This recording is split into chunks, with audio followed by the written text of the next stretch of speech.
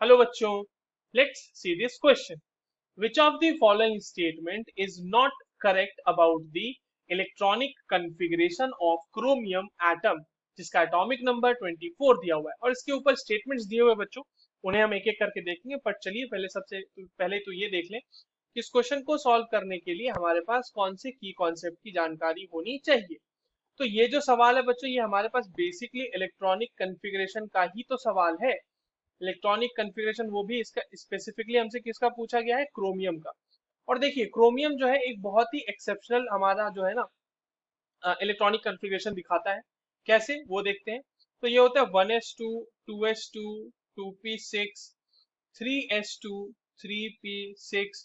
3p के बाद जो होती है बच्चों एनर्जी जो होती है वो 4s2 की होती है. तो यहाँ पे हो जाएगा 4s1 और ये हो जाता है 3d5. ऐसा इसलिए होता है क्योंकि आपके पास 3d5 में एक हाफ फिल्ड कन्फिग्रेशन मिल जाती है जो कि आपको एक्स्ट्रा स्टेबिलिटी प्रोवाइड करती है क्रोमियम को.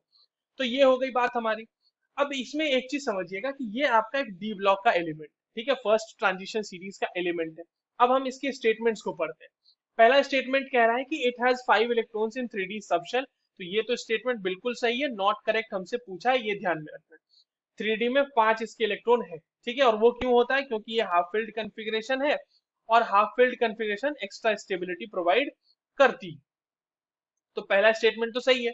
दूसरा स्टेटमेंट कह रहा है कि it has 1 electron in 3s orbital. 3s में ध्यान से देखो बच्चों 2 इलेक्ट्रॉन दिख रहे हैं, तो ये तो गलत हो गया ना स्टेटमेंट. थर्ड स्टेटमेंट क्या कह रहा है, the principal quantum number of its valence electrons are 3 and 4. Now अगर आप किसी भी डी ब्लॉक के एलिमेंट की हम बात करें, डी ब्लॉक एलिमेंट्स के लिए सिर्फ हम बात कर रहे हैं, वैसे केस में जो वैलेंस इलेक्ट्रॉन्स होते हैं बच्चों वो किसके किसके कंसिडर किए जाते हैं, n-1d और ns, इन दोनों के कंसिडर किए जाते हैं इलेक्ट्रॉन्स. राइट, जितने भी इलेक्ट्रॉन इसमें हो, अगर मान लो यहाँ से 1 से 10 है और इसमें आ गया आपके पास ns 1 से 2, ठीक है, तो ये दोनों, ये सारे के सारे इलेक्ट्रॉन्स वैलेंस इलेक्ट्रॉन्स कंसिडर होते हैं क्योंकि ये आपके बॉन्डिंग में या फिर केमिकल रिएक्शन में पार्टिसिपेट करते हैं.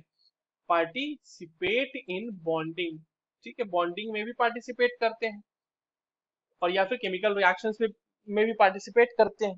तो इसीलिए इसे हम वैलेंस इलेक्ट्रॉन्स में काउंट करते हैं. तो principal quantum number of its valence electrons are 3 and 4. Obviously 4s1 और 3d5 दोनों हो गए ना, तो 4 और 3 दोनों तो कंसिडर होंगे. तो ये भी स्टेटमेंट हमारा सही है. और अगर हमारा एक स्टेटमेंट गलत हो चुका है बच्चों तो नॉन ऑफ दीज होने का तो कोई चांस ही नहीं होता. तो ये ऑप्शन भी सही नहीं हो सकता हमारा. So the correct answer for this question will be option 2. I hope you understood this well. All the very best.